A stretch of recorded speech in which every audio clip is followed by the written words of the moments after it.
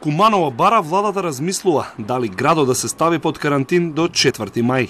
10-членото кризно раководство на чело со градоначалникот Максим Димитриевски изутринава со часови од домашна изолација ги кроја идните предлог мерки за градот. Заклучокот е дека Куманово мора да се затвори целосно од вторник натака, но да смеат да се движат вработените во стопанството. Бараме од владата на Република Северна Македонија да ја издвои општина Куманово и незината територија од рамката на општите мерки на владата на РСМ, кои важат за севкупната територија, со дополнителна 14-дневна 24-часовна изолација, карантин во посебни услови, кој ќе важи од вторник 21.4.2020 и ќе трае до понеделник 4.5.2020, со почитување на досегашните донесени мерки од владата на Република Северна Македонија, како и дополнителни предходно јасно дефинирани постапки во ваква ситуација од страна на ОШЗС на општина Куманово.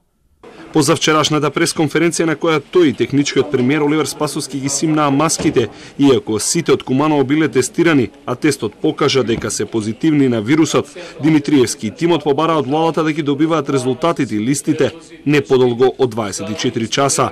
Од вкупно 1117 заразени, заклучно денес на Куманово му припаѓаат 310 со 4 нови случаи со кои се разбуди градот по изминатото денонокие. Ковид заразата од синоќа е за прв пат детектирани во дом за стари лица во Куманово. Во домот Зафир Сајто, освен негата за стари лица, сега има и тројца позитивни, една корисничка и двајца вработени. Причината е пропуск во протоколите за пандемијата, тврди Димитриевски. Штитеникот домот е носен на лекување во градската болница и испуштен и направени се пропусти во процедурите. При самото испуштање вратене, кога е направен тестот во домот, добиен е позитивен тест, веднаш се ставени во самоизолација сите луѓе кои што биле во контакт со него. Дополнително сега имаме информација за двајца позитивни на тестот, така да сметам дека повторно се работи за процедурите.